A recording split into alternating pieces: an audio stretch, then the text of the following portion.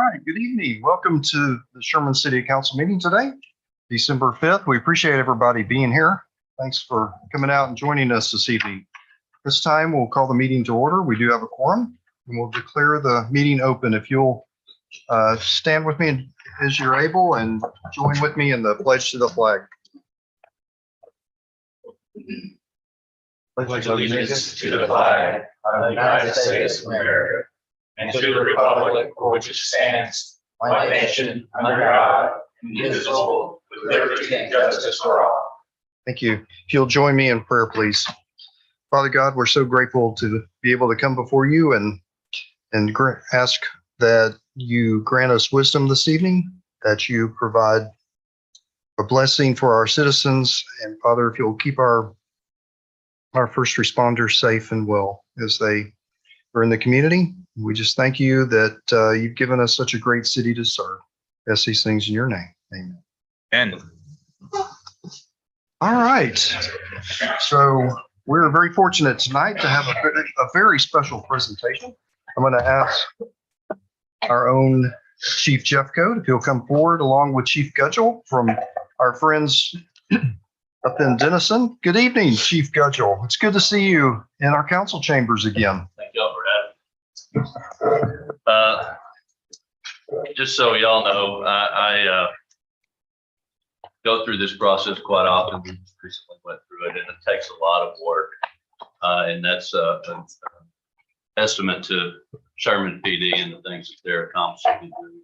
So I am an assessor for the Texas Police Chiefs Association. So I realize how difficult this could be.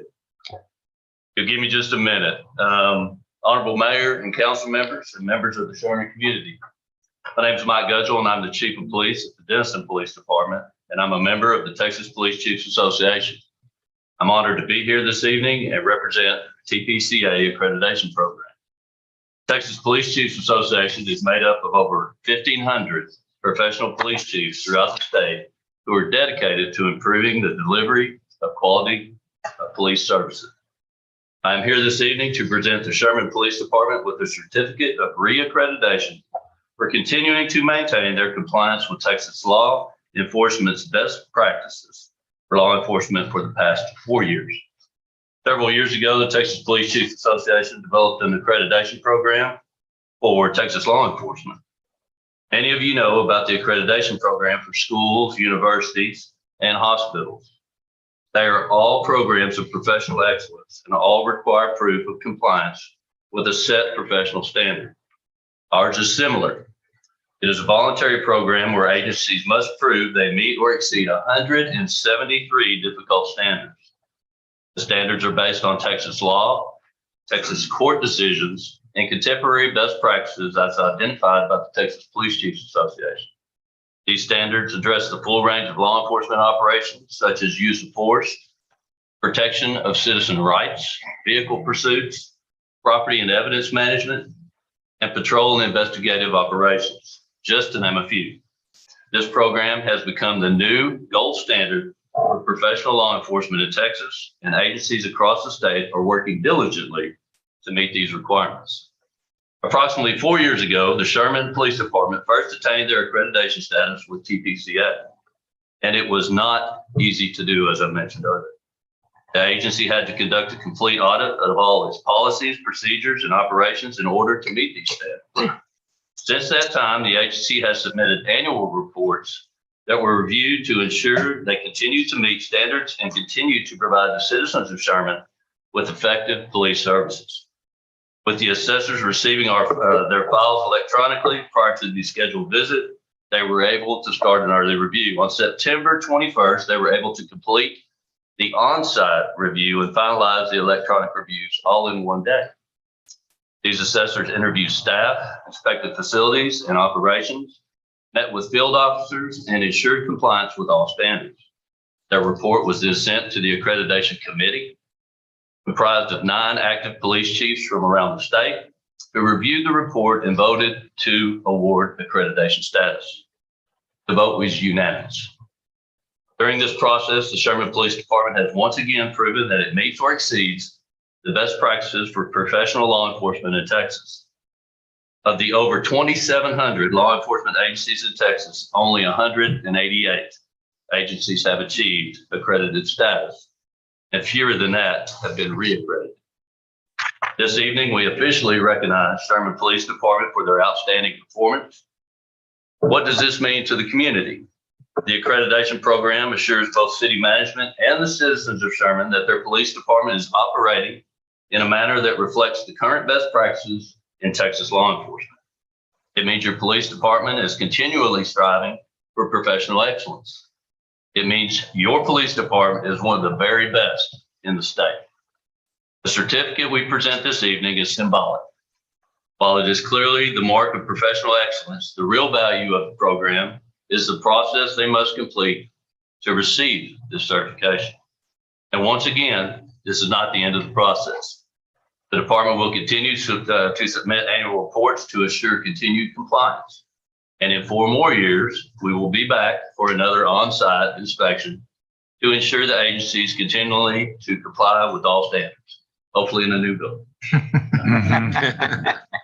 Sherman Police Department is a leader in law enforcement in Texas. You should be very, very proud of their accomplishments. Chief Jeffcoat, please accept my congratulations, and I present you with your accreditation. Thank you very much.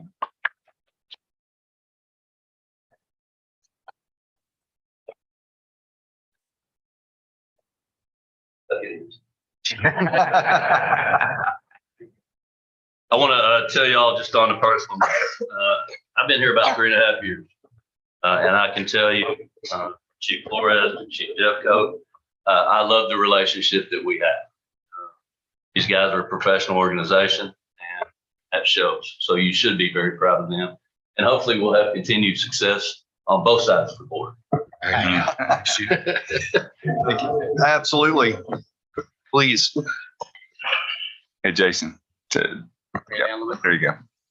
So I told Robbie that I was going to read all 173 standards for y'all, just so you're familiar with them. All right. Perfect. He asked that I skip that. But I am honored to be in front of you to accept this reaccreditation. I am also grateful that Chief Gudgel was the one that was selected to come and present that to us. I consider him a mentor and a friend, and it's very meaningful to me. Thank you, Michael. Also want to personally thank every member of the Sherman Police Department that has went and put the effort into achieving this reaccreditation. It is not an easy process. The Sherman Police Department, we are an excellent agency, and I believe our commitment to the best practices program shows this. Sherman PD, we first accepted our accreditation in 2018, and now we're on our second term, as Chief Gudgel explained. There are over 173 standards that lead us to be efficient and effective to serve our citizens each and every day. As a matter of fact, this program holds us accountable to the citizens we serve on a daily basis. I will say that this commitment does not stop just because we receive this plaque. Our officers and employees are committed to this program, and it shows in the level of service our citizens receive every day. I assure you that the Sherman PD will always strive for excellence, and these practices point us in the right direction. Thank you. Thank you.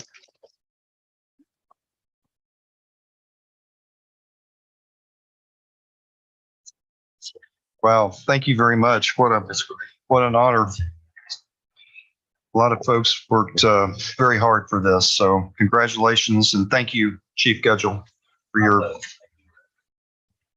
All right, we are to citizen comments. I've got so far I've got 3 cards, so I'll just call on you to speak. Mary Anderson, Miss Anderson, yes. You can do that as well. Okay. Yes, ma'am. All right. Is there anybody here to speak to the council on any other item? Maybe on the agenda? Okay. Not, we're to the consent agenda. These items are considered to be routine and will be enacted in one motion without discussion unless a council member or citizen requests a specific item be discussed and voted on separately.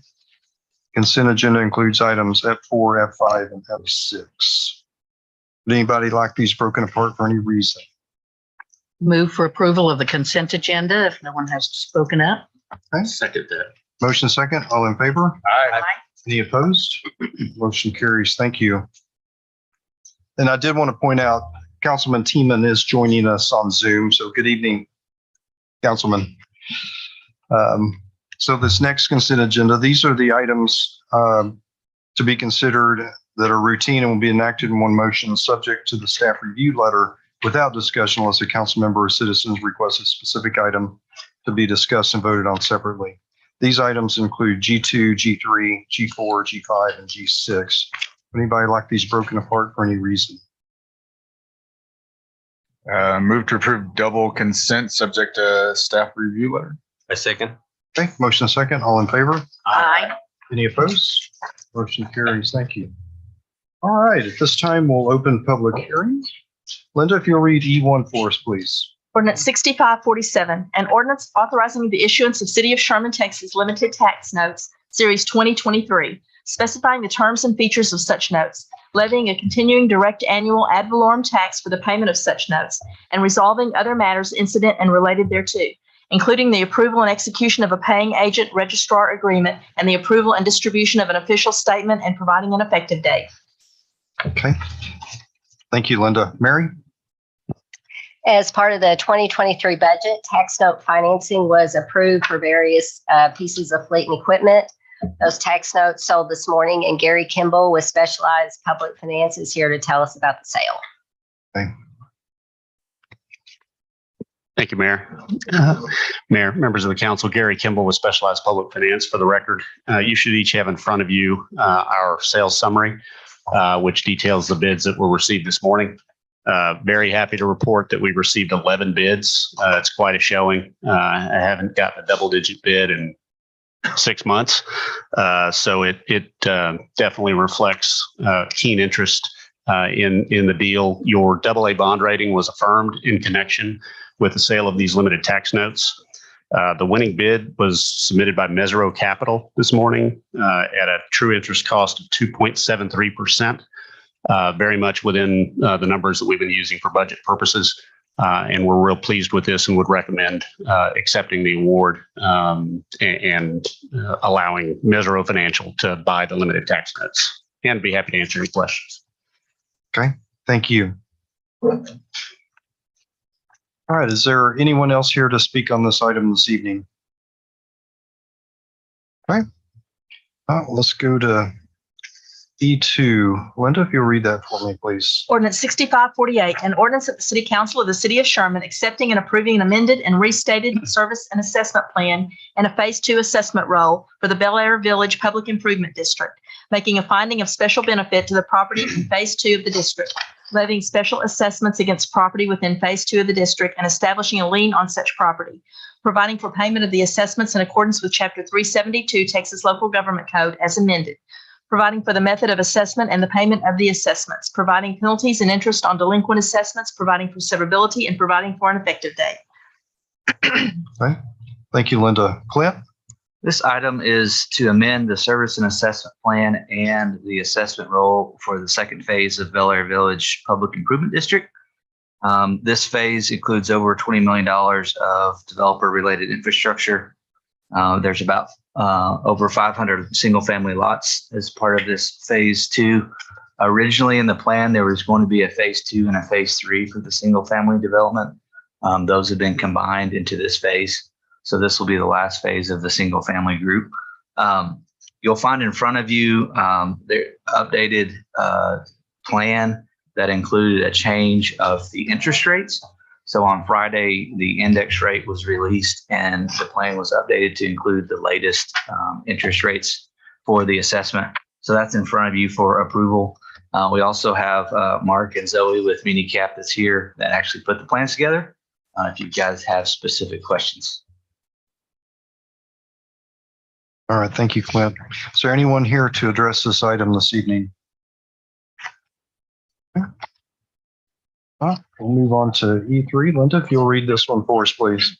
Ordinance 6549, an ordinance of the City Council of the City of Sherman amending Section 8, subsection 5A, ordinance number 2280, and adopting ordinance number 6549 so as to grant a specific use permit to allow a church, wood accessory building, and pavilion in an R1 one-family residential district, R2 multifamily residential district, O-1.1 FM Highway 1417 overlay district, and repeal ordinance number 4286 located at 601 North FM 1417 Heritage Parkway, being 14.597 acres, Nazarene First Edition, being a replat of lots 1 and 2, Block 5 of Laurel Creek Edition, in the J.B. McInerney Survey, abstract number 763, and the G.W. McLaughlin Survey, abstract number 828. Thank you, Linda. Rob? Yeah, this item is for a specific use permit for the Heritage Nazarene Church. They're constructing a new building on their site and needed to update their SUP. Planning and zoning heard this item at the last meeting, voted 6-0 to recommend approval, and it does conform to our City of Sherman comprehensive plan. Okay. Thank you, Rob. Is there anyone here to address this item this evening?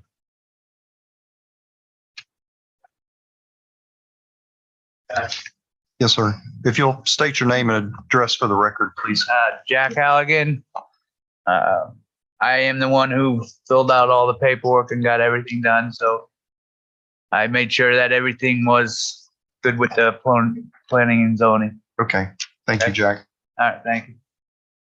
Anyone else? All right. Linda, if you read E4 for us, please. Ordinance 6550, an ordinance of the City Council of the City of Sherman amending Section 12, Ordinance number 2280, so as to include certain property within the C2 General Commercial District located in the 2300 to 2700 blocks of East Highway 82, being 22.705 acres and part of the Samuel McLaughlin Survey, abstract number 811, and the Reuben Hendricks Survey, abstract number 504. Okay. Thank you, Linda. Rob? Yeah, this item is for a zone change, and actually just to note, E4, E5, and E6 are all related to the same proposed development. This item specifically is for a zone change from an R1 and an M1 district to a C2 commercial. The developer is proposing to develop 22.7 acres for a mix of commercial uses and mini warehouse or self-storage. The item was in front of P&Z at the last meeting in November, voted 6-0 to approve. It should be noted that there were 3 letters of opposition and 1 opposition letter with 99 signatures that were received by city staff prior to the P&Z meeting. Most of those comments were related to item E5 for the multifamily development. This proposed use is compatible with our comprehensive plan. Thank you, Rob. Is there anyone here to address this item this evening? Okay, sir. If you'll state your name and address for the record. My name is Thad Thompson. I live at 3706 Heatherwood Lane, Sherman. During my business career, I was a certified property appraiser. I was provided the traffic study on this project, and one of the proposals is to put a gas station, convenience store, and retail shops at the bottom of the property. The study shows 2,572 trips into and out of that gas station from 1417. If this number was correct, it would only make a bad situation worse, but it's not correct. The nearer answer is 0. There won't be very many people going to get gas from 1417, so it's not going to bring any traffic in from the outside. I'm not a marketing expert. I don't know where the captured population in the subdivision would be enough to support a gas station and convenience store. There's a potential for 2,700 people with the number of units we have, and a potential for 1,800 cars. So I just don't know. Like I say, I'm not a marketing expert, but there won't be any outside traffic, in my estimation, coming into this service station. Okay. Thank you, Mr. Thompson. I'd like to just, for now, Okay. on E5 mainly. My name is Mary Anderson. I'm at 2512 Village Drive. My concern with this is if you look at that map, they want to put it on the south side. And even if they build that road that they're talking about from Baker to Baker Ridge Road, which I read in the planning and zoning meeting agenda stuff, is that it doesn't have to be done until 2028. And if he builds this gas station, anyone coming into that gas station has to get off at 1417, come all the way down the feeder road. And then once they get in the gas station, if that road is not built, they're coming through Greystone to exit, or they have to go under 82, around by the government housing and out that way.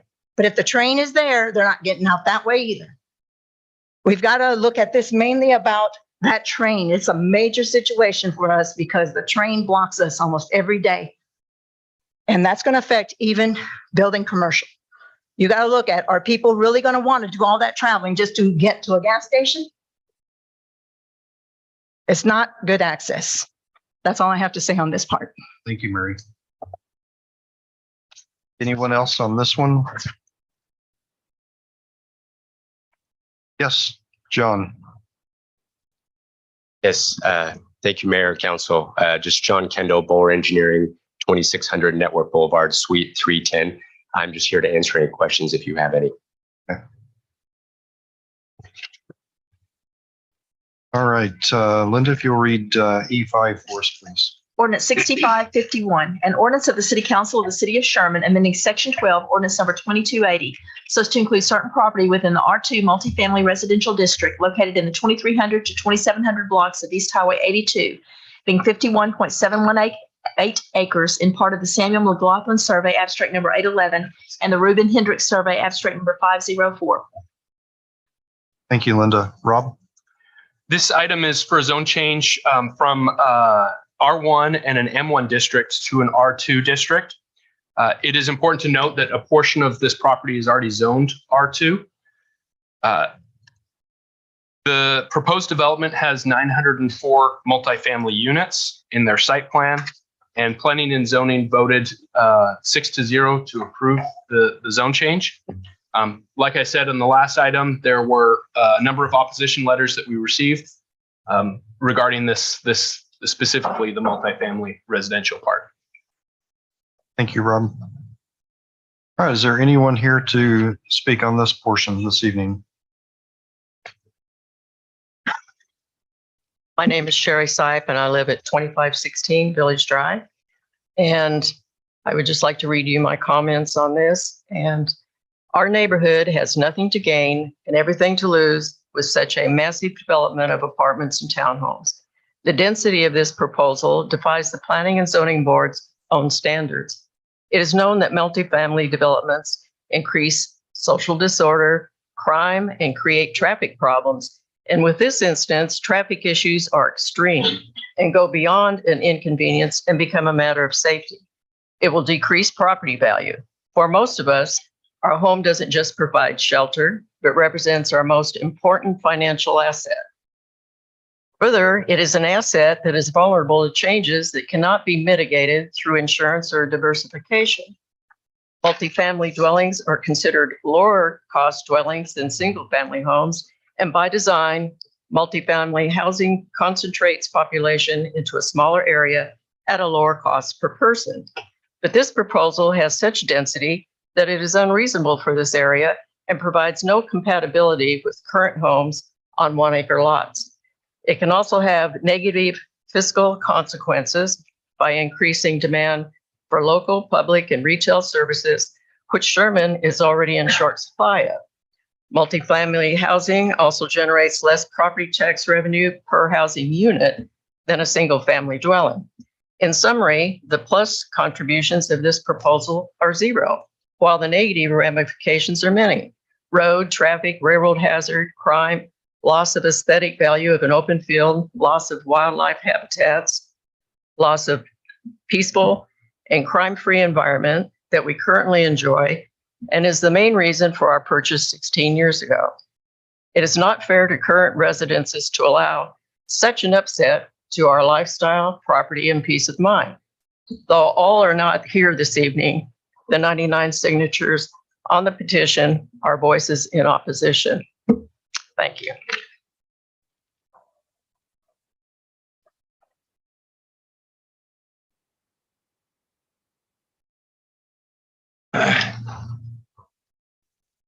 My name's Thad Thompson. I live at 3706 Heatherwood Lane.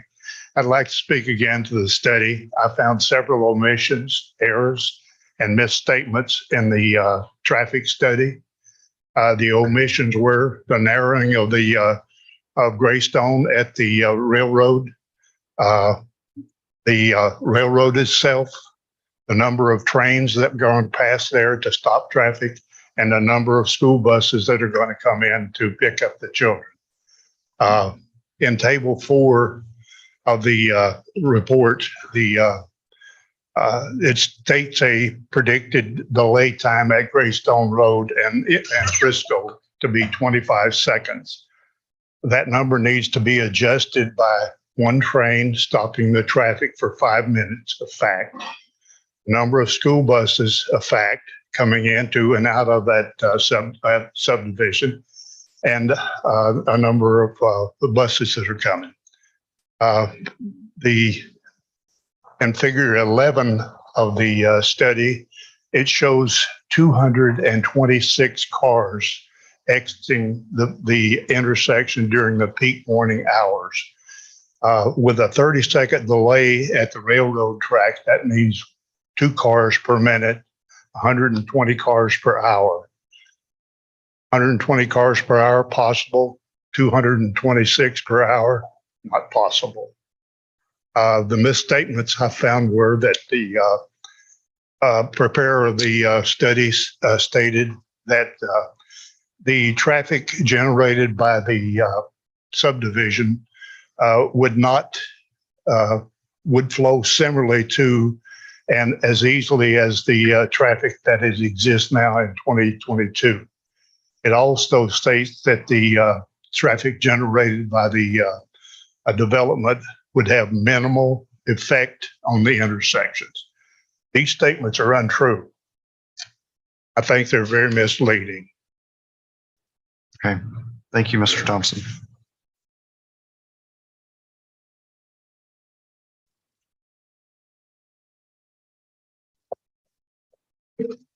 Mary Anderson, 2512 Village Drive. I'm going to try not to repeat what he had talked about, but first thing is the poor access to our subdivision. Every morning I go out to work and almost religiously, 6 o'clock, around there, 7 o'clock, that train's going there. We have a switching station right down there by East Baker Road. They're always switching the trains. It's not like a train just traveling through. They're having to stop and switch cars. They block our road. Everyone has to go through our subdivision and as far north as they have to go to get across the railroad tracks. Or they have to go south and try to go all the way past the college, down that way to get out. And if you're looking at thousands of people being added in this R2 development, how are thousands of people going to get out of that area? Even if they add that road, it will get people out on 82 in the morning. That's a good thing. But when they build it, that is yet to be determined. But the thing is, Greystone is going to be the major access point. And that road is not wide enough. It doesn't have access to Frisco very well because there's no stoplight to let us out onto Frisco. And you're talking about developing the Sheridan Mall area. The man is going to develop 99 patio homes on the north side of Greystone. And now you're going to add thousands of people. My husband and I live right there on the corner of Village Drive and Greystone. You're talking about putting thousands of people on the south side of our property and 99 patio homes on the west side. How many of you, like I said in my letter, would really have this built by your homes right in front of your faces?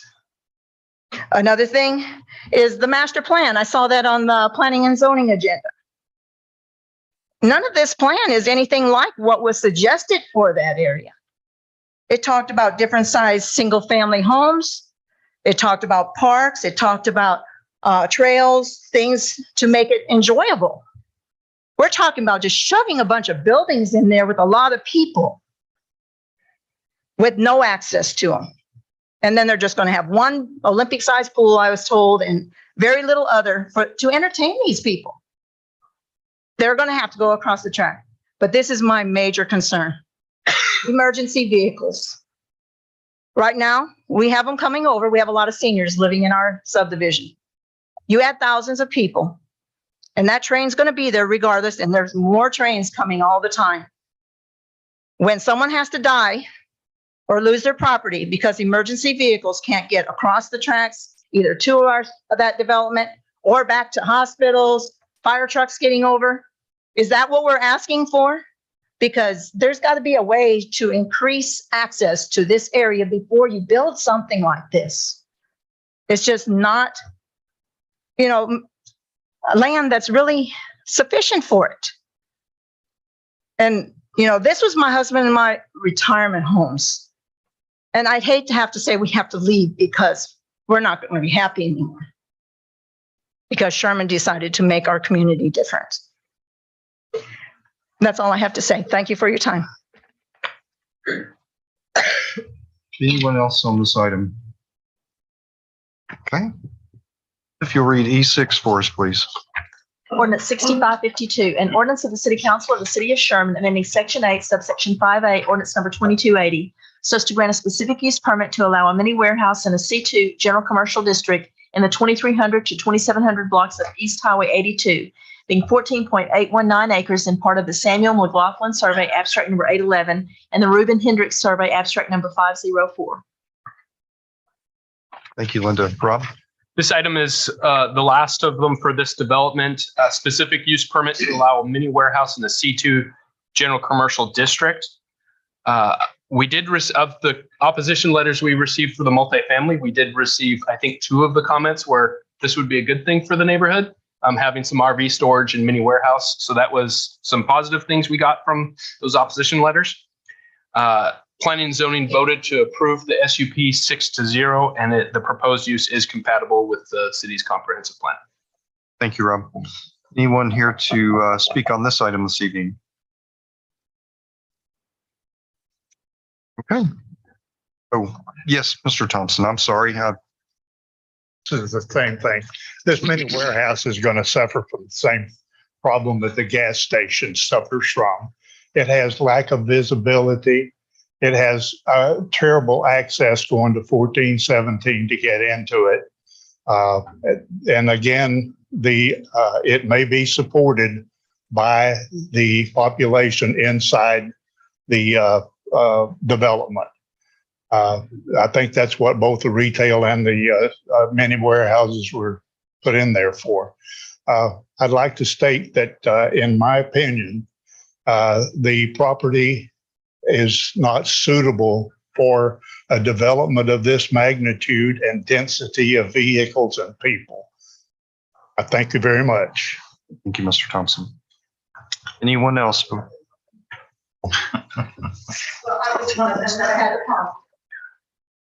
Mary Anderson, 2512 Village Drive. And yes, I spoke to the developer or the engineer, and I told him, Sherman's got all this growth coming.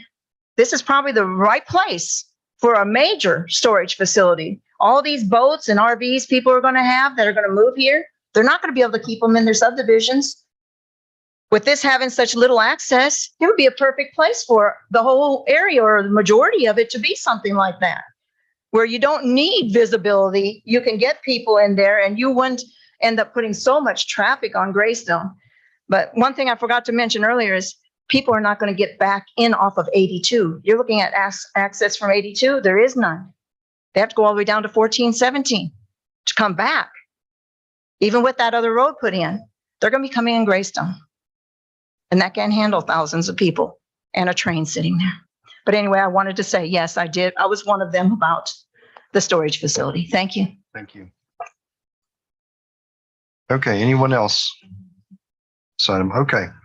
And if you'll read E7 for us, please. Ordinance 6553, an ordinance of the City Council of the City of Sherman amending Section 8, subsection 5A, ordinance number 2280, so as to grant a specific use permit to allow batting cages in a C2 general commercial district at 3400 Texoma Parkway, being 3.61 acres and part of the Hilliard Jennings Survey, abstract number 639, being part of lots 10, 12, 13, and 14, and all of lot 11, block 1 of Reddick Edition.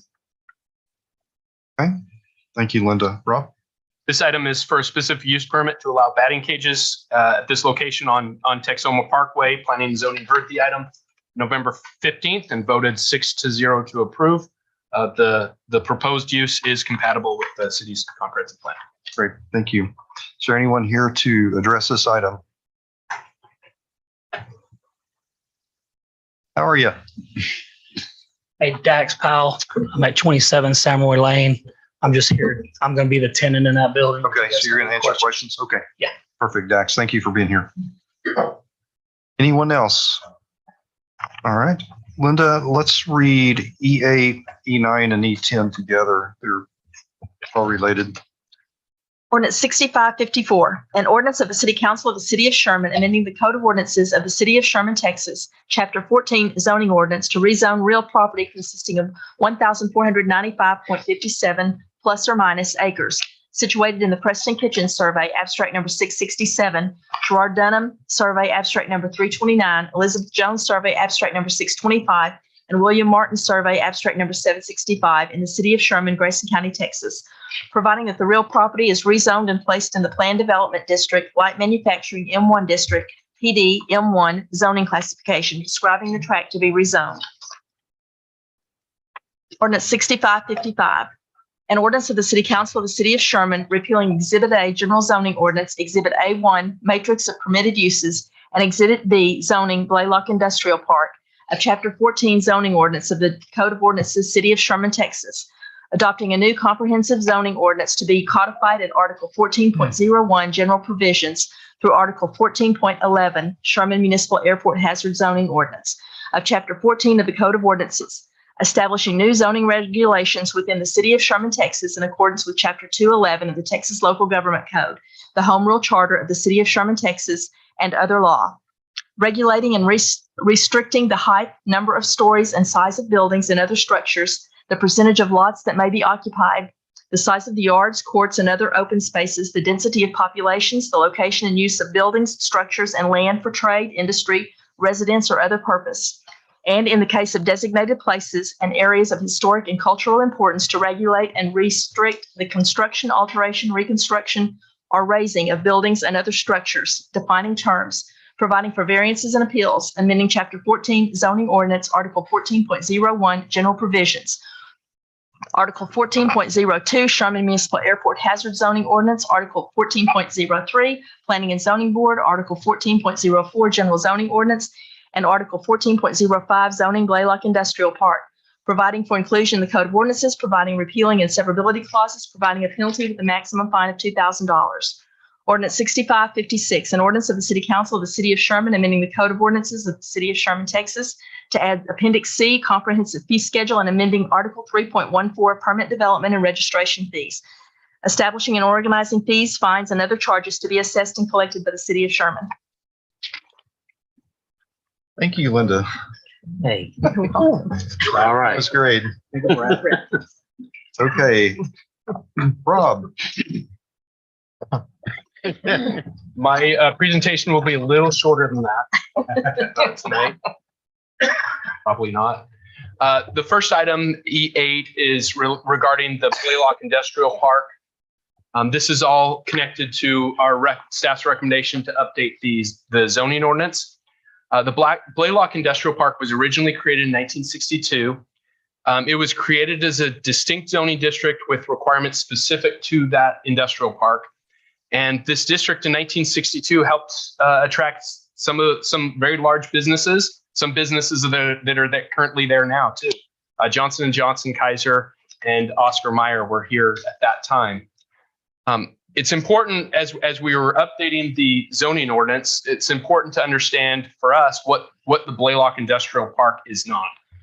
It's not a standard zoning district. Like traditional residential or commercial districts, it's a unique district by itself. A property outside of the Blaylock Industrial Park cannot be zoned to Blaylock Industrial Park. And vice versa, a property within the Blaylock Industrial Park currently can't be removed from the Blaylock Industrial Park. Now, there's some other legal parts of that may make that possible, but generally speaking, that's things that can't be done.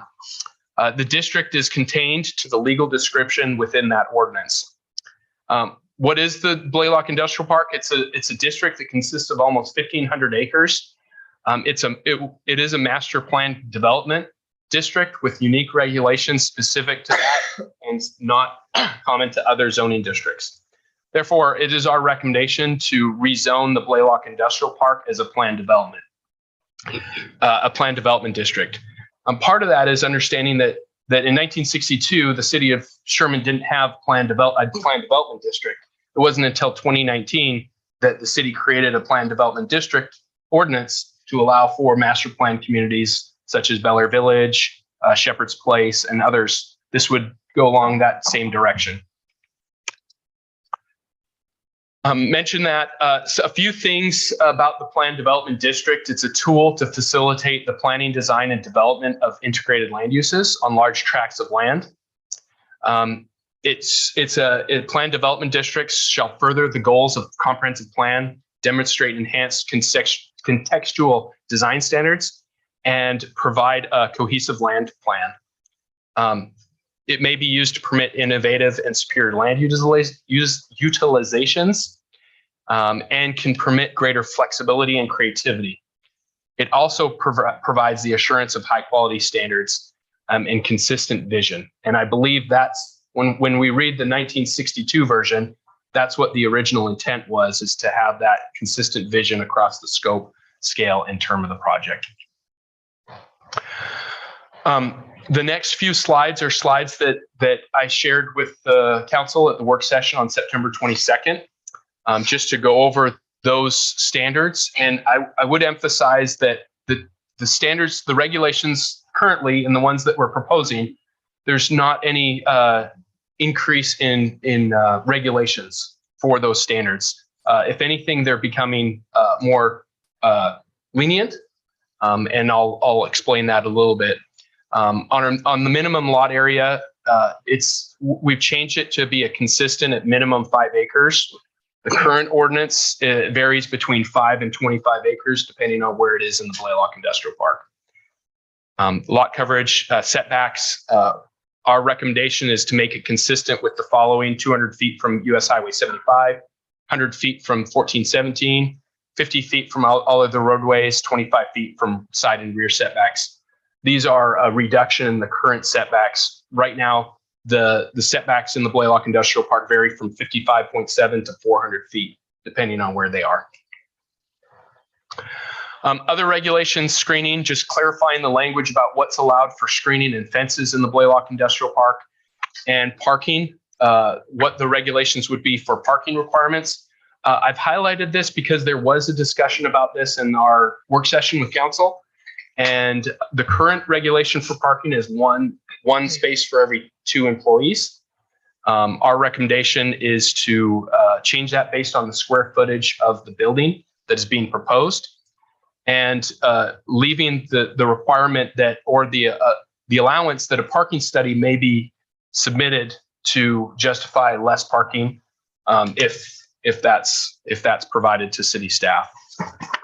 These rates that are there for 1 to 400 for office, 1 to 1,000 for manufacturing, are similar to other cities, comparable cities such as Frisco and McKinney.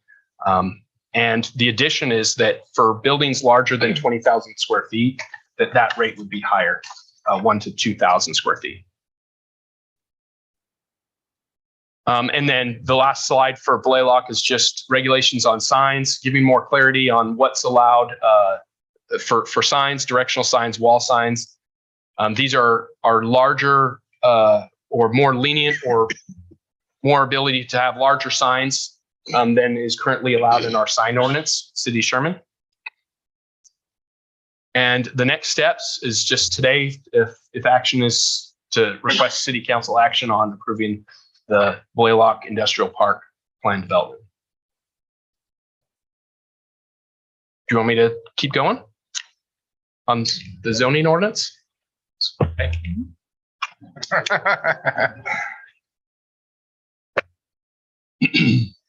The zoning ordinance update, this is something that we began at the beginning of 2022. We received council direction to provide some more flexibility in zoning districts and to consider the way that we approach patio homes. In the past, minor amendments have occurred in the city of Sherman for zoning updates, but nothing has been as large or dramatic as this recommended update. Planning and zoning subcommittee was established in February of this year to review the ordinance. We had meetings with them every month from March till June or till July. And we provided a presentation to P&Z on June 21st and July 19th to review the draft recommendation. City Council, we had the work session with y'all on September 22nd to review these recommendations, and P&Z voted to recommend approval to council on November 15th. These are the main sections in the zoning ordinance. Actually, I should note that in October, after we had the meeting with y'all on September 22nd, that our legal city attorney reviewed the zoning ordinance, and also our third-party consultant, Half Associates, also provided a review of the zoning ordinance and provided comments to staff. The three items, the three sections here, the zoning districts, supplemental district regulations, and use chart are the ones that pertain to that we went over with you on September 22nd. The ones that are in this slide deck here today. These are the proposed new recommended residential zoning districts. We're recommending going from 4 residential zoning districts to count that 11 or 12 or so. Currently, we have RA as a zoning district, R1, SF1, which are virtually the same district, and R2 for multifamily. We're proposing all these additional districts to provide more flexibility for a variation of housing types. This is a summary of all the different regulations for those residential districts. The items highlighted are things that have changed since we met with you on the 22nd of September. Starting with the first one under R4, it was 45 feet as the minimum lot width. We've changed that to 40 and added a condition that engineering review would be required before final plat. That was something that we discussed with council. The setbacks for R4 and townhomes were changed at the recommendation of our consultant, specifying if the setbacks are whether they're garage front loaded or garage rear loaded. If, for example, if a garage is at the rear of the property, then a front setback of 10 feet would be allowed. But if the garage was at the front, then a 20-foot setback would be required at the front, just to show how that relates. And then the last one, the floor area on the R4 was discussed. I added the asterisks because we had a note in our zoning ordinance that anything over between 2,500 and 3,000 square feet would be allowed by a special exception through the Board of Adjustment. And there is a condition that it would be no more than 25% of the development. That was something that we discussed with R4 developments, that having a minimum of 2,500 may limit some home builders and what products they can provide. So we added a special exception to allow up to 3,000 square foot homes with approval from the Board of Adjustment. The commercial and manufacturing zoning districts, all of these are staying the same with the exception of the first one, neighborhood commercial. This is a new district, but all the other ones are currently what we have in our ordinance. I've highlighted M1, M1.5, and M2. They have changed from the meeting on September 22nd at the request of our consultant. Their emphasis was having more separation between manufacturing districts and other districts. So they recommended staff increase the setbacks and minimum lot widths to accommodate that distance and need to be spaced out from other lots. The supplementary, the section 1404 is some of the additional regulations for zoning. The two that we focused on changing the most were accessory buildings and parking and off-street loading areas. Accessory buildings, this section didn't change from what I presented, except for that portable storage sheds that are 100 square feet or less could be located in the side or rear yard, and they do not need a building permit. Everything else remained the same from what was presented in September. It's jumping on me. And then on parking, we discussed parking in more depth in that meeting. Our proposal in September was to have, for single family homes, to have 2 garage parking spaces and 2 surface parking spaces for every single family home. We changed that to having 1 enclosed garage spaces as a minimum and up to 1 parking space per bedroom, not to exceed 4. If it's a 5-bedroom home, they don't need 5 parking spaces. They only need 4. That's one of the changes from our discussion in September. And these regulations stayed the same. A big change as part of this, especially for multifamily development, is the reduction of the parking standards for multifamily from what is the current, which is 1 space per bedroom, to the proposed, which is 1 space for every efficiency unit, 1.5 space for 1-bedroom units, 2 spaces for 2 bedrooms, 2.5 spaces for 3 bedrooms. This essentially reduces the amount of parking, amount of concrete that a multifamily developer would need to provide, and is consistent with other practice, ITE standards for parking rates, and also comparable cities that are peer cities. And then lastly, one of the big changes in the zoning ordinance is including a use chart that essentially defines all the uses permitted in the city and whether they're permitted by right, whether they require a specific use permit or a temporary use permit. We have added a number of uses as conditional uses. And the way that I would explain that, for example, is model homes currently under current ordinance require a temporary use permit, but under the new ordinance, they wouldn't require that temporary use permit. They would be allowed conditionally for up to 12 months without P&Z approval or Board of Adjustment. And then these are the regulations that we're not updating. They are being reorganized, but no changes are made to those sections. We would like to come back next year to update a few of those, including the sign ordinance and the towers. We've received some comments about tree preservation and how that's important for the city. So we'll be looking at updating that next year. And action for that tonight for the zoning ordinance would be request city council action on the zoning ordinance update. Lastly, and I think I only have 1 slide for this, related to where the building permit fees are located and zoning fees. We currently have the zoning fees located in our chapter 3, section 3.14 of our building regulations. We're proposing to take those out of that section and put them in Appendix C. And we would recommend that in the future, all city permits would be in this section. Permit fees would be in this section as well. Be happy to answer any questions after the public hearing. Okay. Thank you, Rob. All right. Is there anyone here to address these changes this evening? Linda, if you'll read E11 for us, please. Ordinance 6557, an ordinance of the City Council of the City of Sherman readopting Chapter 8, Article 8.04, Division 2 of the Code of Ordinances entitled Curfew Hours for Minors with no modifications.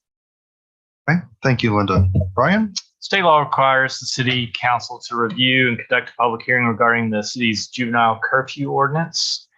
The city council has adopted juvenile curfew ordinance, been on the books for many years. State law requires that you review and do a public hearing about that every 3 years, at least once every 3 years. Our last review of that was in December of 2019, so that time is upon us again. Purpose of the review is to evaluate the ordinance's effect on the community and the problems the ordinance was intended to remedy.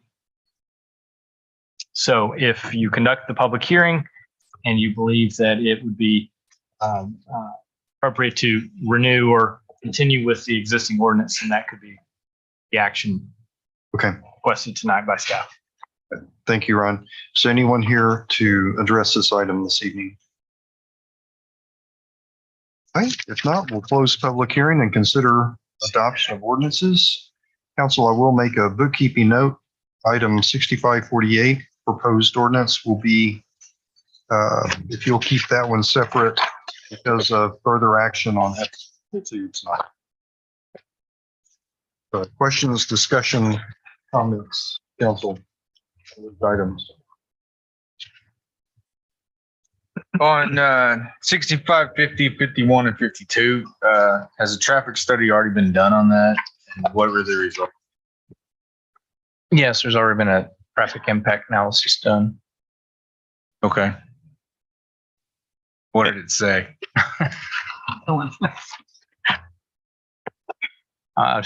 Says a lot. But, so it was presented that the study does show that their Frisco and Greystone have a situation of level of service A, about a 7.7 second average delay during peak morning hours. Study does show that it would be level service D at over 25 seconds of delay trying to get out on Frisco. I mean, I've got what the engineer who did the study went through the manual, the national manual they used, and I can't find anything to refute, numbers that he came up with in the study itself. Would the main entrance and egress from that be off of Greystone and Frisco Road, or would they indicate 40% of the traffic coming in and out would be there at Greystone and Frisco, and then 60% on the service road for the highway? Well, yeah, that and a new connection made to Baker Ridge Road. Okay. Baker Ridge would go where? A connection made from Baker Road to Baker Ridge. Oh, there's not a connection there? Not currently. Okay. It's just okay. Does that road study include the emergency response? Is that emergency response study part of that? No. Do we have a study for that or any kind of? No, there's not typically a separate study for emergency response levels of service or anything. It's just typical traffic. So I think maybe one of the questions to Wayne and Rob and Clinton, or whoever is the traffic that is contemplated from this development, would it necessitate improvements or widening or expansions or redoing of any of the roadways, Greystone, Baker Road, Baker Ridge, any of that? Correct. Right. A two-lane road will accommodate the volume of traffic that the TIA is showing. Greystone Road isn't quite a full two-lane road, and Baker Road is not much of a road at all. It's gravel. So the study indicates that improvements need to be made to make those 24-foot wide asphalt and make the connection to Baker Ridge Road in order for all this to work. And can you walk us through the process of how determining when those improvements are going to be made and who's going to pay for them? Can you? Well, the improvements are expected to be made by the developer. And as far as when they would be done, whenever you start having a lot of development with, say, the apartment complex, that will generate a lot of traffic, that connection will be required. Any access driveways that they make connections to Greystone or Baker, that'll trigger having to improve those roads. So the roads would have to be improved before we let them build the multifamily there? Right. Did you say that the expected traffic could be accommodated by the roads right now, but then we said that the roads are in bad shape? No, two-lane road will accommodate the traffic. And Greystone's not even a two-lane. It's not 24 feet. It's not two 12-foot lanes.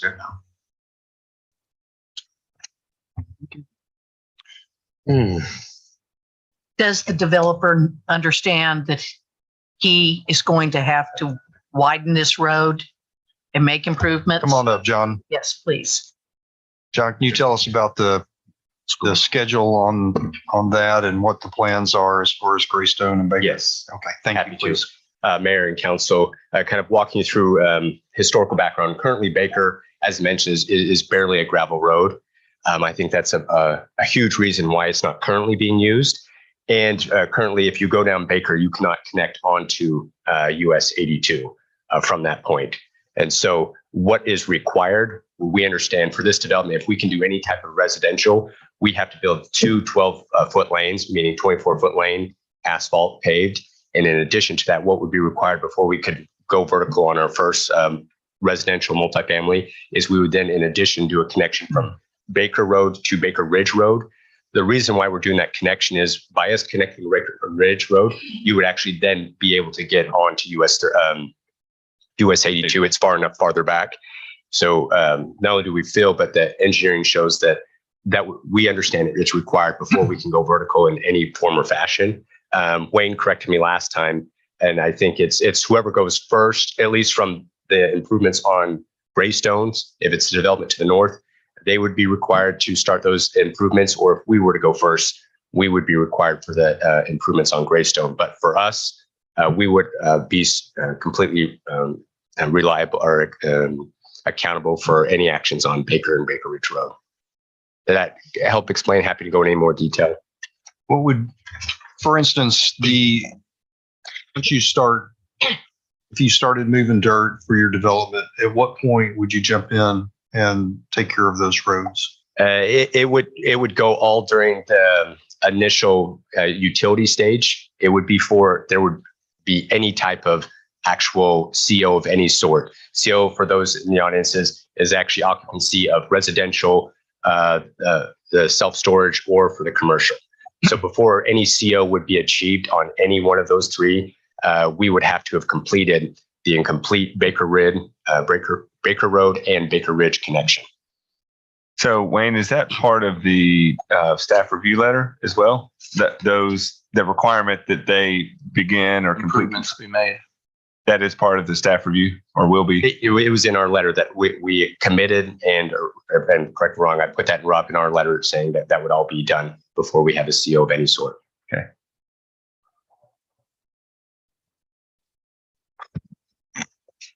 One positive thing I see of this is the fact that I bet a lot of you all who didn't know each other in that specific area are now talking to each other and are now looking out for each other as neighbors and have become neighbors. I know it's sad that it was over something like this, but that is a positive that so many of you are now communicating with each other.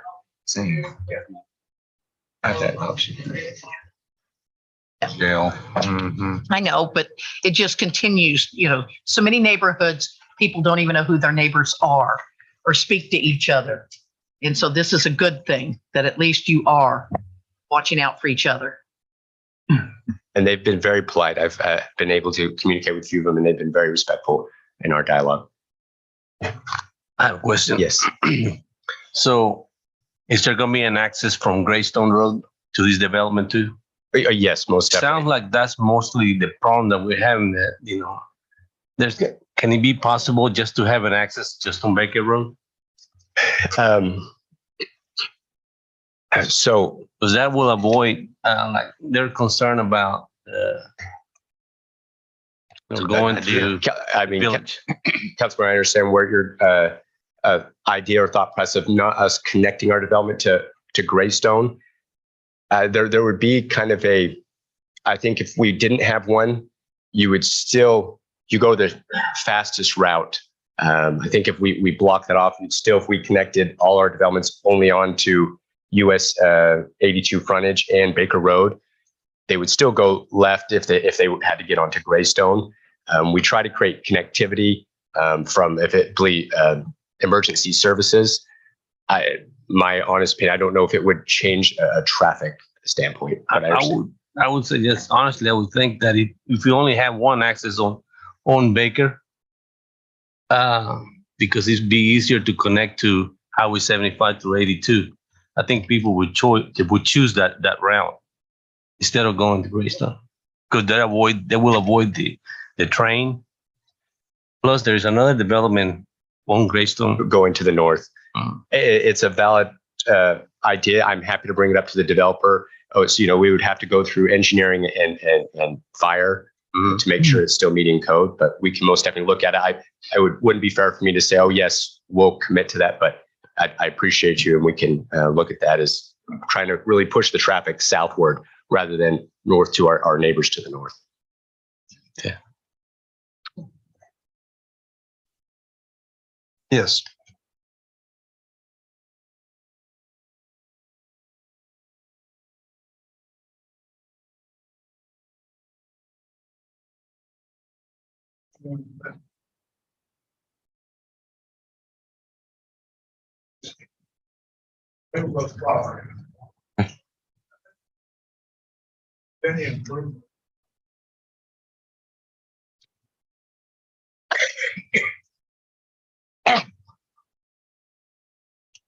That's correct. Yep. But they'll need a railroad permit to make that culvert wider. Well, dealing with roads is pretty easy, huh, Pam? Robbie, I'm going to put you on the spot for just a second. Sure. This topic is going to continue to happen where people have lived in Sherman. It's happening to me where there's a development behind me and you had open land behind you at one point. So if you could give an explanation just to the crowd here and people participating, there's a raw piece of land. They've lived there forever. Here comes a developer. What control, there's a limited amount of control the council actually has for someone wanting to sell their land and a buyer coming in. Can you expand on that a little bit to help our citizens who are concerned? Because I've been doing this for a year. I've been on the council for a little over a year. This is the second or third time. It's changing rapidly. And so you're not the only ones who are dealing with this, where you've raised kids and you had a field behind your house and all of a sudden there's a bulldozer there. Can you explain a little bit? So Yeah, I mean, I can deep dive as much as you want, but not too long, at a 30,000 foot level, start the clock. Right. I don't play patriotic music in the background here as I, answer the question, but property rights are held in high regard in Texas, and many of the laws are designed to protect the property rights of property owners, both existing property owners like these and the property owners of those who wish to sell it and do something different with it. So, a major thrust of our ordinances and of state law is this balance, striking this balance between property owner rights, your property owner rights, and those of the properties that want to be developed. Within that, we look at several other things to make sure that safety and health and safety and traffic and other things are withheld or held up. For instance, these traffic impact analysis, they evaluate the condition of the roads, the capacity of the roads to handle X amount of traffic. And then what we try to do as a city is to tie all those things together to make sure that the roads are built to the standards that are appropriate for city roads. They're built at the appropriate time, that they can handle the appropriate amount and types of traffic. A county road and a road like this isn't going to be built to TxDOT standards. So it's not going to have the same sub base, and it's not going to have the same thickness of concrete and other materials. So you've got all these things that are kind of happening and coalescing, to try to keep this balance of protecting property owners' rights. But I mean, that's exactly what we're trying to do here tonight, is hear your concerns about safety, emergency vehicles, which admittedly aren't considered in a traffic impact analysis. That's not part of the scope of what they're looking at. But all of those things have to be kind of added into the soup, so to speak, and to try to make this balance. And so what I'd say maybe overall to your point, Councilman, is these efforts to ensure that the development all around here, what you're experiencing today, there is a development to the north of Greystone that has already made arrangements to help pay for the improvements of Greystone Drive, even if nothing happens to the south, that they've made a commitment to do something on the north side. And what I'm hearing from the representative from this development is they're also willing to make improvements consisting of widening the roads, improving the surface. Maybe, it hasn't been engineered exactly what would actually happen or what would need to happen. But what I'm hearing is a commitment in word, but also a requirement by our staff review letter that improvements are made to these roads in order to meet all of those standards. And so this is just one little subset of us looking all over the city, to your point, of what we're having to evaluate. And so, so what I would say is, from a staff standpoint, if these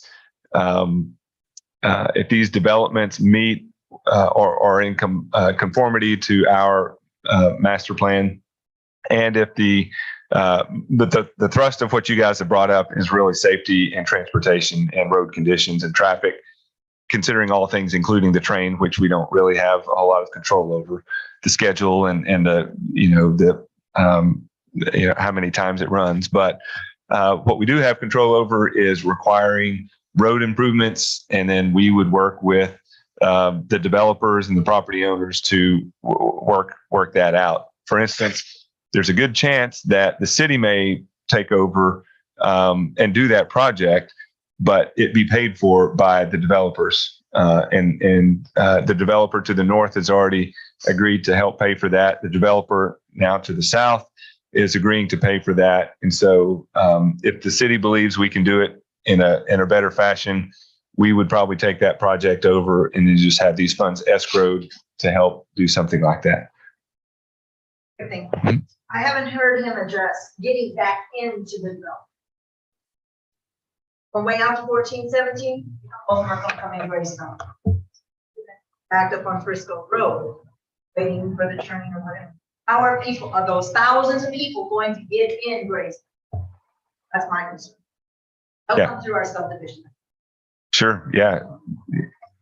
Happy to do my best to answer your question. Somewhat difficult to say exactly where they'll come from. Is it's at the end of the day, it's the end user. If the mini storage, depending on where they're coming from, if they're coming from Greenville, they would be coming from the east. If they're coming from downtown, they would probably be coming up, Frisco Street and over through Greystone. So I don't know if I can specifically say how each individual would come to that location. But I think it's important to note that answering Councilman's questions about zoning rights is currently the zoning on this property actually allows about 20 acres of multifamily zoning already. And the rest is industrial. Right. And so it's one of those of, it already has some zoning. Some of it's already properly zoned. Correct. Meaning it could, as long as we submit a plat, we could move forward, right away and move forward with it. And industrial would bring more of, your 18 wheelers, which I think would be not as conducive from a traffic standpoint as having more 18 wheelers going in and out of the area. But I apologize, I can't add specifically where they'll come in and out is depending on where those end users work, travel to, or commute to. Yes, ma'am.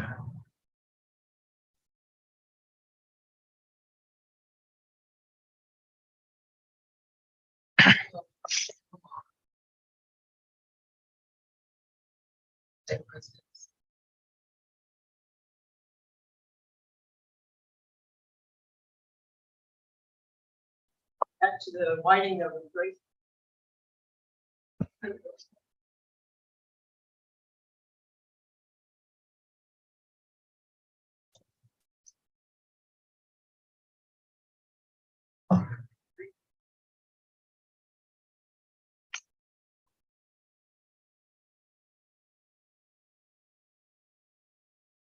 Can I say something real quick? And I wasn't looking for an answer specifically on this. What I'm looking for is communication to the entire community that this is happening. They can build within the rights. We're trying to listen, but we're all dealing with it. It's not, I wasn't really probably wanting you to answer the question, just to say, we're going to have to get used to it. We're doing our best.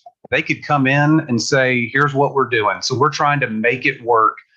The seller of the land, y'all buy it, and y'all can do whatever you want to with it within the parameters that we've already set. So we're trying to listen and make it better for you guys. We've worked with other groups already. It is what it is right now. So. Got a guy right here. Do it. Yes. Over there. Right over here. Him or I was going to answer her question there. She was nice enough to send me some detailed emails. So I did take it back to the developer, and she proposed it about possibly doing 1 acre lot development at this on this property. As I took it back, our developer has developed quite a bit. And really, this is our southern border is a major highway, and our east or western border is a railroad track. And from a market standpoint, it wasn't as attractive for 1 acre lots from a selling standpoint. So it's something that it would be nice for less density, but there wasn't a huge market for having 1 acre lots right against the freeway and railroad track. That was their feedback to us. My question to you, absolutely, positively, any access that Baker Ridge, that you're talking about with that other property. Yes, we have. So it's the only negotiating is they've already committed to giving us the easement and 20 acres. Now there's negotiating as our client is actually looking buying the additional 212 acres total because he's improving that area. So yes, we do have full permission from that. Yes. My council recently give a thought to this. They were extreme development going in there. About it. That normally city council works with the school district on large projects like this. He talked about having to hire more bus drivers, building more schools for the kind of children that possibly be going to our schools. Well, is the amount of buses we have 23 in the afternoon, and I talked about we could probably need 13 buses in the morning and 13 in the afternoon. So they would really like to know something to the blue so they can start planning it. Purchase, buses. Yeah, they get a copy of our agenda, so they're fully aware. And we do meet with them on a fairly regular basis. Usually, well, I meet with the superintendent monthly. And so our development map changes monthly. So. Okay, David, did you have a quick question for us? Okay. While he's walking by, I was just going to answer is don't buy buses right away. Just kind of the reason why is that development platform, if we were fortunate enough to get approved, we don't have in plans immediately to build the multifamily. The only tenant really is the mini storage. The market hasn't called for it right now. So let's say we're 6-9 months that someone does want to build a multifamily. We're about 3 to 5 months engineering and then 24 months to build. So if everything were to go smoothly, we're about 36 months out. If everything were, and there isn't a recession of any sort. So pause on any of that. Yeah, gotcha. For that. Thank you. Thank you. Plus, we can get electric buses later on. Yeah. Okay. What do you think? David Cortinas, 3808 Crimson Wood Drive here in Sherman, Texas. Justin, I think you brought up a very, very good point. And Robbie, may I say, we should have been playing a patriotic tune while you were answering it. Pam, thank you for complimenting us on community. And this is what we're here for. You all are our community too. I'm really here just to kind of give you my take on this. And growth is inevitable.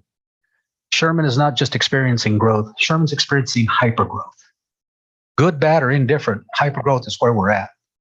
We have to have some smart living. We have to have some smart planning.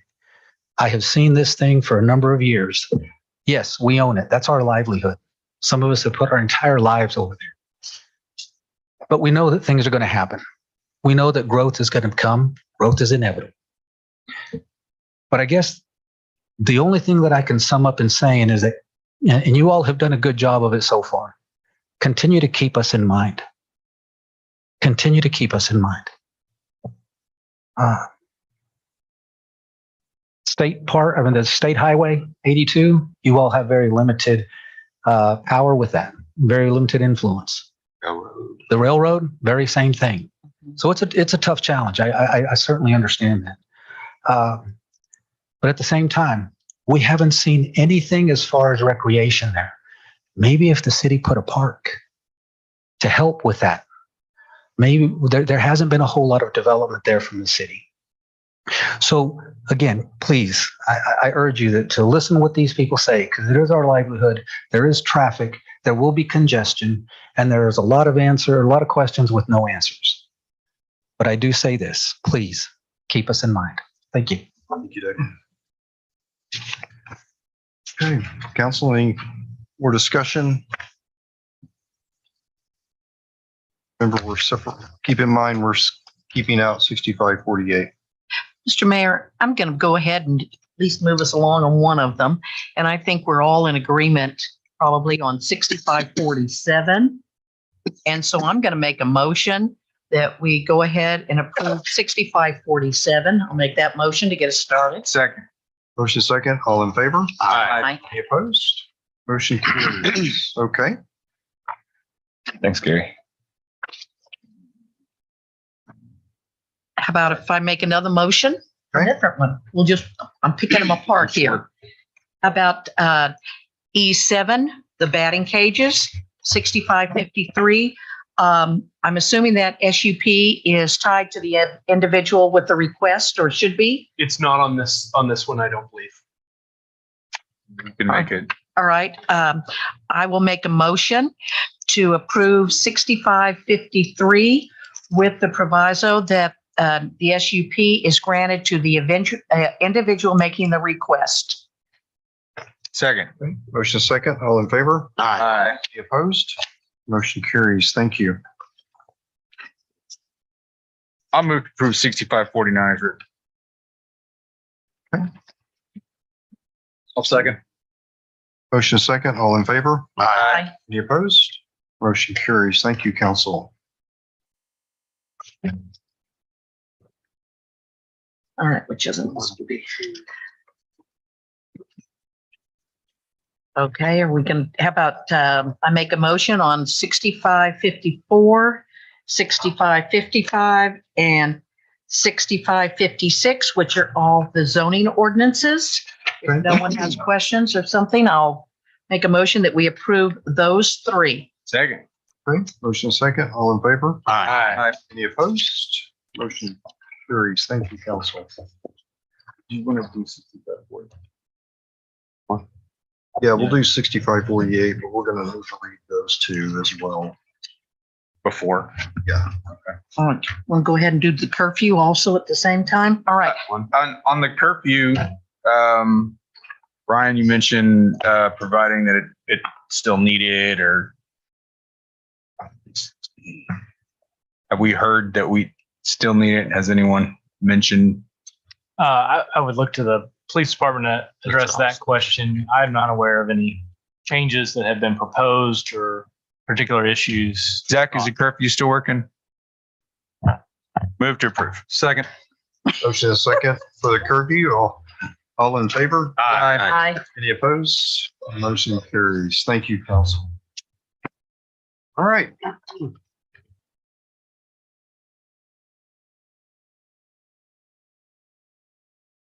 Well, I'm going to jump out there and make a motion for that we approve 6550 and 6551 based upon what the developer has said he will do as far as taking care of the roadways. And I guess I should also add 6552 at the same time. Okay. Second. You got a motion and second. All in favor? Aye. Any opposed? Motion carries. Thank you, council. All right, so. You want to read Yeah, Linda, if you'll read F1 and F2 for us, please.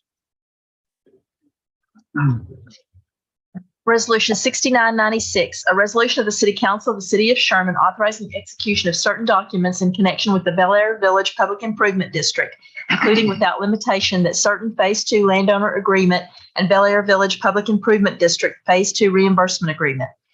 Resolution 6997, a resolution of the City Council of the City of Sherman authorizing execution of the Second Amendment to the Bel Air Village Master Development Agreement with Terra Perpetua LLC, a Delaware limited liability company, amending the terms and conditions of the Bel Air Village Master Development Agreement dated December 8, 2020, and approved by resolution number 6676. Okay, thank you, Linda. Clint. Been a while. Good evening. So this resolution is relates to phase 2 of the Bel Air Village Public Improvement District. It includes the landowner agreement and the reimbursement agreement. So the reimbursement agreement on this item is different than what you'll see here on the next item. This is the process in which the developer who is going to pay to install the public improvements, which is about $20 million, those funds will be assessed to the property owners, collected through the city as assessments, similar to what we do with property taxes. And then it regulates how the developer can request reimbursement for those expenses as they're collected from the residents in that subdivision. So as someone moves in, the assessment is charged to them annually. They will pay that in part of their property tax bill, like you're probably getting ready to pay here soon. That assessment will be put into a separate account. As that builds up, developer can turn around and request that money back in terms of what they're doing. The landowner agreement helps outline all the policies and understanding what a public improvement district is, what the requirements are. There's disclosure requirements so that someone that's purchasing the property fully understands basically what they're getting into. Because public improvement districts aren't normal in Sherman. And so that shows them what their assessment will be, outlines their annual assessments over the years so that they understand that when it comes time for pay taxes, that there will be another item on their tax bill. The reimbursement agreement also was updated Friday to account for the interest rate index, updated Friday afternoon. Once you read that, if approval, it'll need to be based on the most recent plan it's included. Okay. Thank you, Clint. All right. Council questions, discussion? If there's no discussion, first I would move to approve 6548 and approve changes in the final service and assessment plan is distributed tonight. Second it. Motion second, all in favor? Aye. Any opposed? Motion carries. Okay. And with that, if there's no further questions, I would move to approve F1 and F2, the phase 2 landowner agreement as presented, and changes in the final public improvement district phase 2 reimbursement agreement distributed tonight. Wait on F2. Okay. Let's do F1. Okay. I haven't explained F2 yet. Then just F1. Is that okay? Sure. Yeah. Sorry. I mean, Want to explain F2 real quick? Yeah, do it real quick, please. and then we'll vote on it. Okay. So F1 was the reimbursement of the assessment that's collected from the city to the developer. F2 is actually the reimbursement agreement to allow the developer to finish out the roads and infrastructure that we agreed to pay for on future phases of the Bel Air plan development. And so if you can shoot over to the map, those are paid directly by the city. They aren't paid through an assessment. They include Bel Air Village all the way to the end of the subdivision. Currently, there's phase 1 was here. The thought originally that phase 2 would go to about here, and then phase 3 would continue on down. That's all being done in one fell swoop. Also, the continuation of Beach Boulevard here, which will tie into where Legacy ends just south of Shulman, and then London Lane, which will be here, which connects into that. And that will complete the road infrastructure that you approved originally in the master development agreement. Some of those funds are coming from existing CIP funds from previous years, and others will come from debt issue this spring. I continue my motion. Second. Okay. Motion second, all in favor? Aye. Any opposed? Motion carries. Thank you. Thank you, council. All right. Linda, if you'll read F3 for us, please. Resolution 6998, a resolution of the City Council of the City of Sherman authorizing the execution of a professional design services agreement with Duncan Sims Stoffels Incorporated for the design of ball field lighting, trail lighting, and shading at Pecan Grove Athletics Complex. All right. Thank you, Linda. Hello, Teresa. Good evening. This agreement will help us do the trail lighting, the ball field lighting, and the shading at Pecan Grove Athletic Complex. It's with the original designer of the Pecan Grove Athletic Complex. He will also help us with construction documents, assistance with the bidding, and also construction administration of those projects. Any questions? Well, I know the shading will be much appreciated. Absolutely. Yes. What's approved? What's the timeline? We're hoping to have it done in the summer. We're trying to avoid other games that are scheduled out there. Hopefully it'll be done by summer or during summer. Is that the goal? That's the goal. Okay.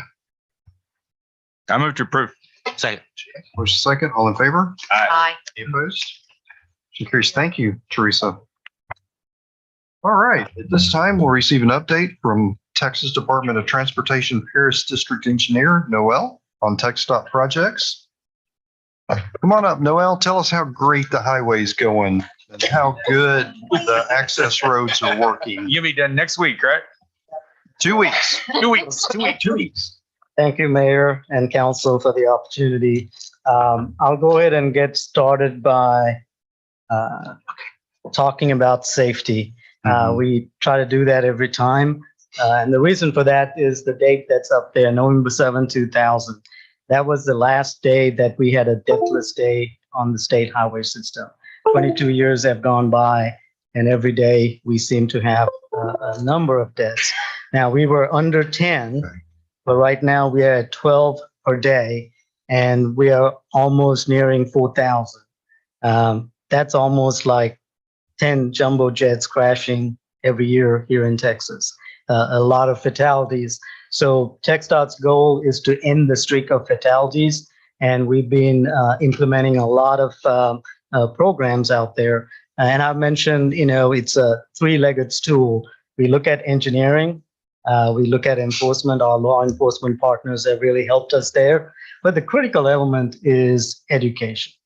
The majority of the accidents are caused by not wearing the seatbelt, driving too fast, and under the influence. So if we can reach out, and if the council and the community here can reach out and spread the word, we can get those fatalities down to zero.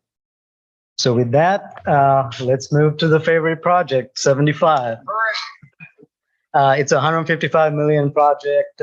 We started back in 19. It's what we call it an A+B project. So A meaning the cost, and B is the time. At that time, the contractor actually bid to finish the project 6 months ahead of schedule, and they are on schedule. So right now, we're about 75% complete. There's a lot of underground work that we've done that's not visible, but we are at 75%. So that means 75% of that 155 million has been checked and paid to the contractor. And the good news is we'll be done by this time next year. So what are the things that you can see between now and end of next year? The U-turns, I think a lot of people have been looking for that at Washington and Center Street. If y'all wonder why it was taking us too long, I think COVID was a result of one of the subcontractors that does the asphalt. Unfortunately, he went out of business. So the prime contractor had to go find another one. That took a while because remember, it's a low bid contract. So he was trying to find the new price that matched the low bid prices. So it took a little while to get that. But all of this is still within the original time frame that the contractor bid.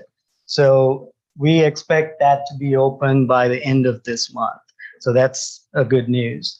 Also, the State Highway 91 underpass right now, they've done the beams. Now we'll be working on the slab. So we still expect that to be open by the end of December. The U-turns at 82 and 75, the bridge is done, but the connections need to be. So we have to wait for the right time for that. That's going to be towards the, almost towards July, sometimes in August, but we expect right now, July of 2023 for those to be open. And then the Loy Lake Bridge will be fully open in 2023. And I say fully open, Right now, we have the different traffic control set up. It is very frustrating, including myself, but we have to wait till the other elements of the construction is done. And that's the reason why it's going to be August of 2023. But I forgot to add the most important part, which is Houston and Lamar. We are working on that right now, and we expect to finish that and open Houston and Lamar in April of 2023. Any questions on 75? Yes. Yes, ma'am. The biggest concern is Houston and Lamar aren't open. And Travis Street looks like you're about ready to close it. So I'll talk about Travis Street. You're talking about the South Travis Street. Yes. Okay. Because, you know. You're talking about North Travis, right? North Travis, right there by Cam Corners and all that kind of thing. You know, because I know they're pouring the pillars. And I know that's a question I get asked. You aren't going to close there before you get something else open, right? So we'll have the 91 open when Travis gets closed. Okay. So there'll be a way to get around that. Thank you. You have a schedule on the Post Oak Bridge, 75? I'll get to that here. Sorry. We're reading ahead. So before I get to Post Oak Creek Bridge, I wanted to talk about the projects that we are working on 75. I know some of these projects are outside the city of Sherman, but I think it'll be of interest. Of course, everybody knows about the segment 1. I apologize for the quality of this slide, but segment 1 comes from the Collin County line up to FM 902. That section was rebuilt about 15 years ago, but the plan is to add an additional lane to make it a 6-lane section. Of course, when we do that, we'll convert the frontage roads to one-way as well. It's about $65 million, and we have a consultant working on it. Hopefully, we'll have that sent to bid in 2025. But if everything goes well, we might be able to move it up to 2024. But along with segment 1, we have segment 2, which we call as the TI segment, from FM 902 to 1417. More than likely, we would let that as one project. Thanks to the funding commitments we've had, we were able to secure that funding in the last go around, what we call as our 10-year plan. So we'll try to combine 1 and 2 and let that in 24, or latest 25.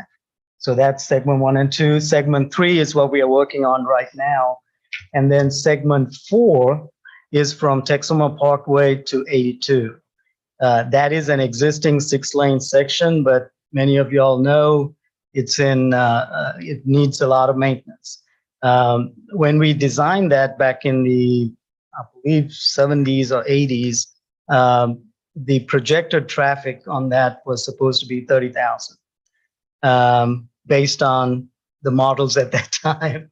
But right now we are seeing anywhere from 60 to 80,000 ADT. So that concrete pavement undergoes a lot of stress. So we spend about $2 to $3 million every year up and down 75 repairing those concrete slabs. So it's reached its end of life, and we got to do something about it. The problem is it's about $100 million, and we do not have the funding right now. We'll be going to our commission this year, actually for the next August UTP cycle, which is a 10-year plan cycle, and request that. But want to ask if the council has any desire to put any amount of dollars into that, because that goes a long way when the commission looks at it, that they'll be able to, when there's local money involved, they're more apt to fund it. Okay, you're not asking for the El Paso model, right? No. Okay. So that's now the segment from 82, which is the segment 5, is from 82 to Loy Lake. Now, this was the one that was picked by the MPO board. It was half in Sherman and the other half in Denison. It's fully funded. We are proceeding with the design. It is also scheduled for somewhere between end of 24 or 25. But if the opportunities are there, we would try to move it. The only issue with that is, y'all notice there's supply chain issues and a huge inflation in construction cost. At least we've seen that in the last 3 months. Hopefully, the projections are it may come down. But in the last 3 months, TxDOT saw up to 30% more on our construction projects. So we are right now looking at the estimates for that project very closely. If we apply the 30%, we do not have the funds, but I'm going to go back to the commission and ask for some additional funds. So I'm very positive that we'll be okay on segment 5 moving forward. The one segment I have not shown here, and I think it's important for the region, is to take it from Loy Lake in Denison to FM 120. We have a lot of lake traffic that comes that way, and we do a lot of maintenance. So we'll be starting to push that segment also. So when everything is said and done, from Dallas to FM 120 in Denison, we'll have 6 lanes. So that's the bigger plan for 75. 1417, another favorite project for everyone. It's 61% complete.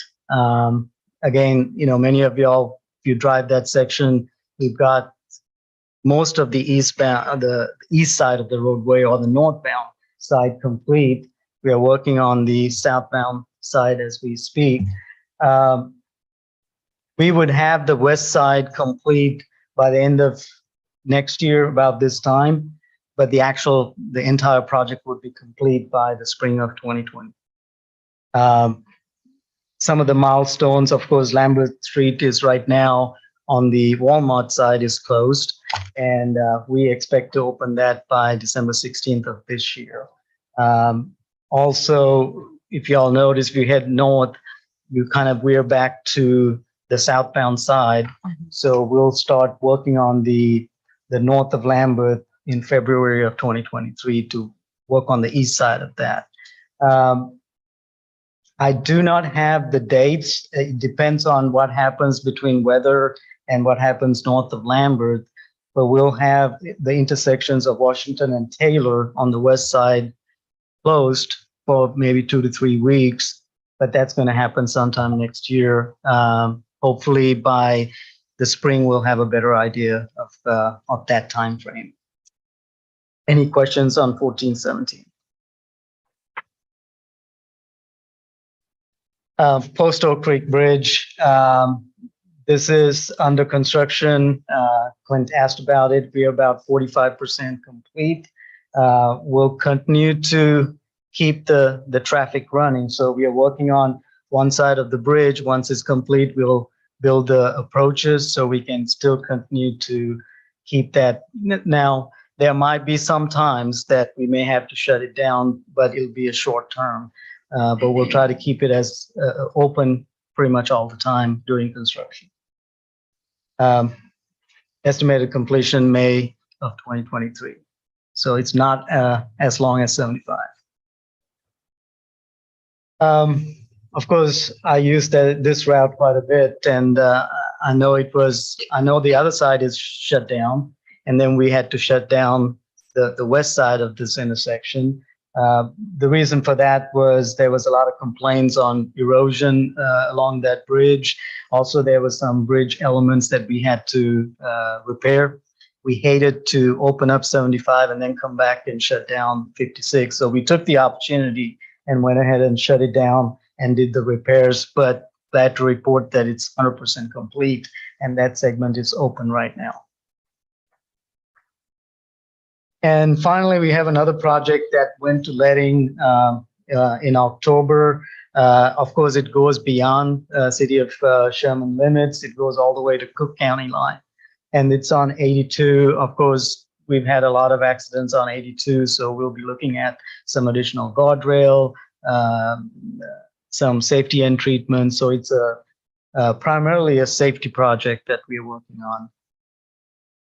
I think that's about it for the update. And of course, Aaron was here, but he had to go pick up his kid. So, but if y'all have any questions, I'll try to answer. I do. Go ahead. have a question pertaining to the safety, that the expectation of Sherman helping out as far as, limiting as many deaths as we can. What studies or what ideas do you have for us as a city to be able to help eliminate as many accidents that's going on 75, or whatever we can do to assist the state? Of course, the engineering, so any ideas in terms of what we can do in terms of engineering, we're always open to those ideas. So we'll, consider those. Obviously, Sherman PD's participation in the enforcement. But again, it comes down to education. How do we convince people, why do they decide not to wear the seatbelt? Why do they decide to be looking at that phone in the middle of 75 traffic? Those individual decisions, how do we get to? So any opportunities you have when you go to the schools or any public events that y'all have, if you can talk about that and bring awareness, I think that's where we're going to make the change, because we can throw all the money at this problem, but at the end of the day, people do not follow what the striping says, what the sign says. We're not going to achieve mission zero. So I think it's that educational side of it. So we had a little public meeting not too long ago, or it's more of a town hall meeting, trying to brainstorm. So some of the things that we came up with is if there's a Grayson County Fair, we'll go out there. We do have what we call as a rollover convincer. It's a truck that has 2 dummies in it that we spin it. And we spin it with the 2 dummies wearing the seatbelt. Nothing happens to them. We spin it without it, and they're flung around. So we can take that to the schools and kind of show the importance of that. We have a simulator. It's kind of a video game, but you wear these goggles that would simulate different % of alcohol or drugs in your system, and your vision is impaired. And you play this video game and you'll have a cow cross in front of you, or a horse, or or a person. And how does that person react to that? And it's an eye opener for the kids when they see that. So we have those tools. We can come to the schools, any community events that y'all have, we can bring that. But right now it's in the educational realm that we are lacking right now. Yeah, my question was, I know that you mentioned about the turnaround of Washington and Center Street. I believe the Washington turnaround really needs to be priority, because it's horrible around 8 a.m. in the morning and in the afternoon. Totally understand. Like I saw an 18-wheeler today moving cars out because they couldn't turn around.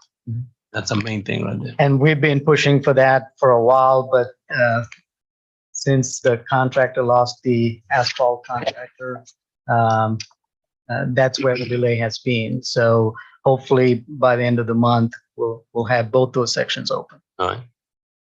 I just have a comment. In the temporary lane on southbound 75, you hit a rumble strip that used to be on the side and now is right in the wheeled path. And it is very disconcerting. And I've seen people almost go in to the wall when they hit it. I would just encourage TxDOT to take a look at that, because it might be creating a dangerous situation. We'll definitely look at that. There are some materials that we try to use to cover that up. Like backfilling? Yeah, it's but the problem is some of this is going to be used as rumble strips down the road. So if you fill it, it's hard to get that out. So we'll definitely look at it in terms of what's doing for the traffic right now. Okay. Thank you, Nora. Thank you. Thank you, Thank Noel. you. There's hope in the future. It's going to be great when it's done. It's gonna be great. He said 2 weeks, sir. 2 weeks. That's what I heard. All right, we are down to council comments. Just, I'm going to start with you tonight.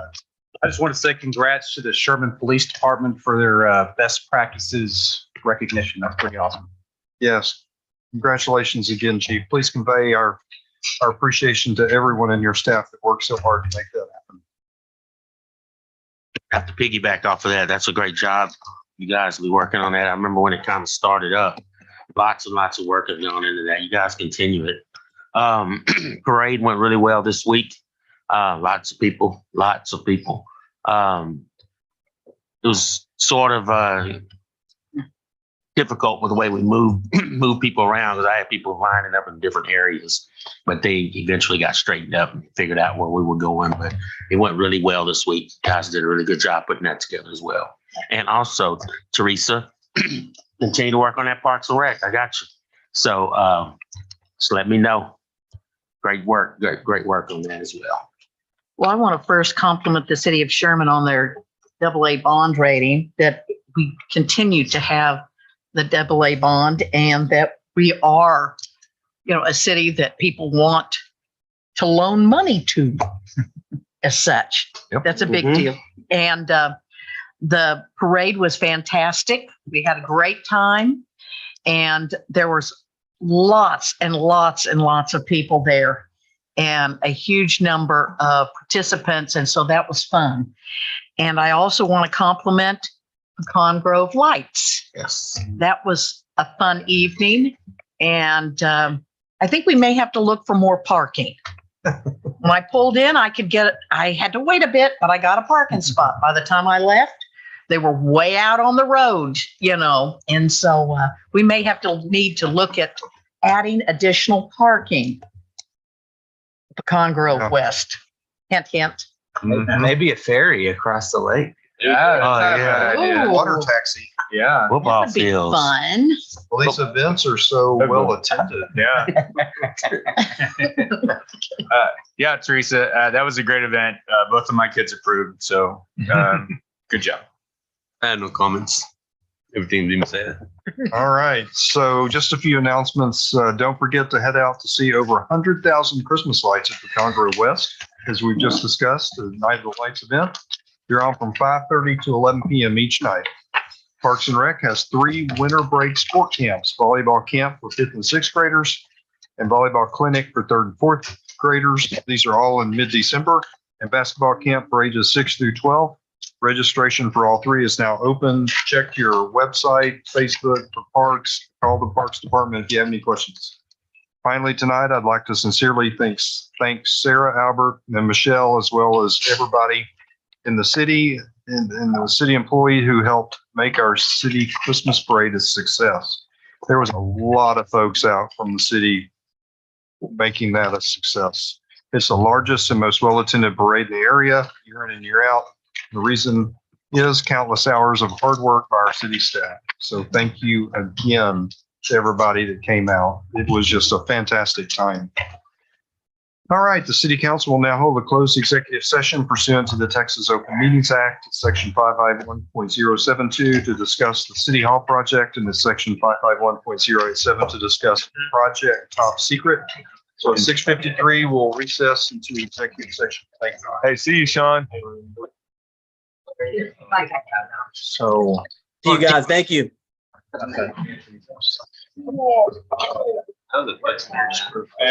Yeah.